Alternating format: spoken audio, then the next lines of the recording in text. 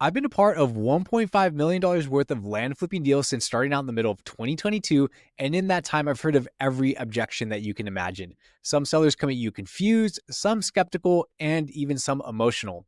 And if you can't handle these moments like a pro, you will lose the deal. So that's why I decided to make this video and go over the top 5 most commonly asked ones and how to overcome them. Negotiation, communication, sales, marketing, all of these skills are intertwined in the most crucial aspect of your success in the land flipping. You're trying to get as low of a price as possible and sell it for as high of a price as possible. Now, that's not easy and it may not seem fair, but it's not what you think it is. We're not tricking people into anything. We're simply finding land that is vacant, unwanted, and underused, meaning that the seller has more logical reasons to get rid of it. They're not necessarily actively selling for a certain price, but they may have a price in mind or they may not. In both ways, you need to come up with the right offer and present it to the right person. And you have to go through the whole process to have a smooth experience for both parties. This is how you do it. So let's start with objection number 1. Why is your offer so low? This one catches most beginners off guard. They think they have to defend themselves emotionally. And trust me, you don't. So here's how I handle it. We base our price on actual market data, recent sales, and the costs associated with the transaction. We buy with cash, cover the closing costs, and agent fees so you can sell quickly and cleanly. It looks like you had a different number in mind. Can you walk me through how you came up with it? So notice what happens here. You flip the frame and suddenly they have to explain their price.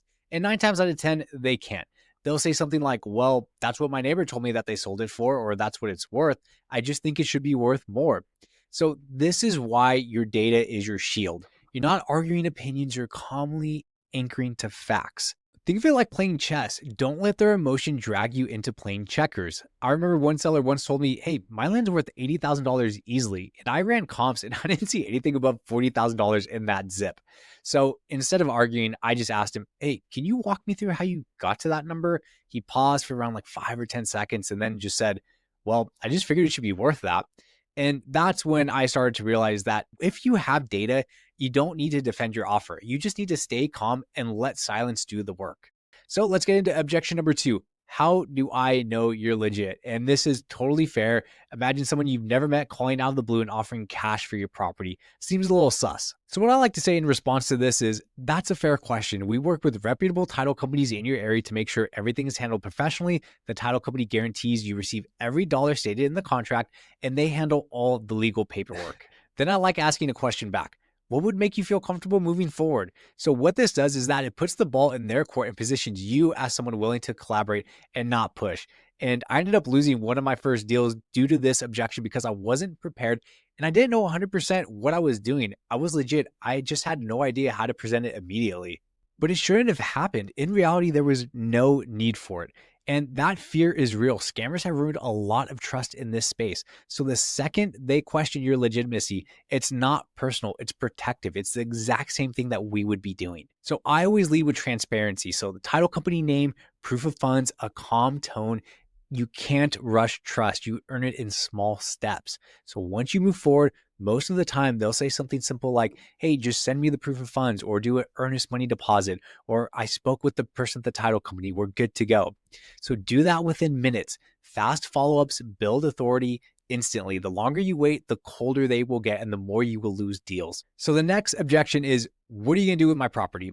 And this one is normally one of two things. It's either an emotional attachment they have to the land, and they also want to make sure it's going to someone that's going to help grow the community. They don't want it to be something that's like, I get asked like, hey, you're not going to build a Waffle House or a racetrack. And I'm like, no, I'm not. I'm not doing any of that. I'm going to partner with the family and we're going to help grow the community.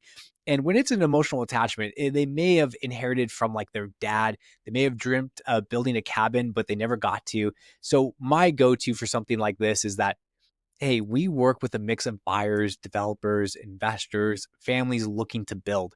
Our goal is to improve the land and bring it to its full potential. And I always like putting a little snippet of like helping grow the community. So think of it like talking to someone about giving away their dog.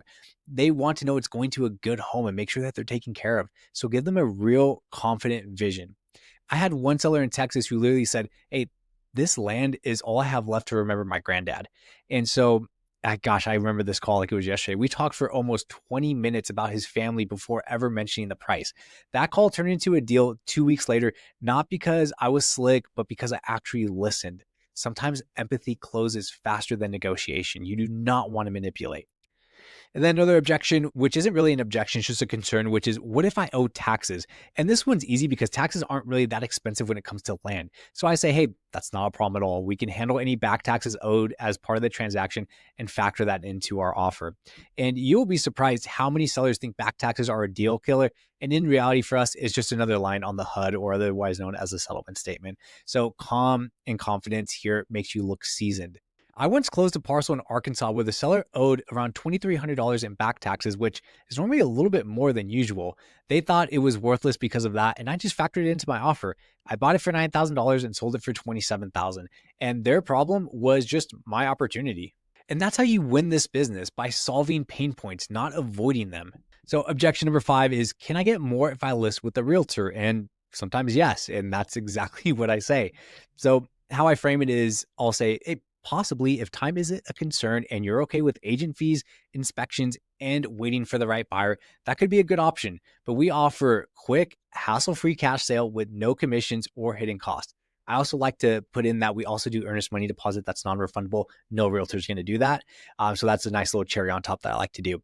So what's more important to you, speed, convenience, or squeezing out the maximum price? And most people choose certainty over hypothetical dollars. And by not fighting this objection, you make them trust you a hell of a lot more.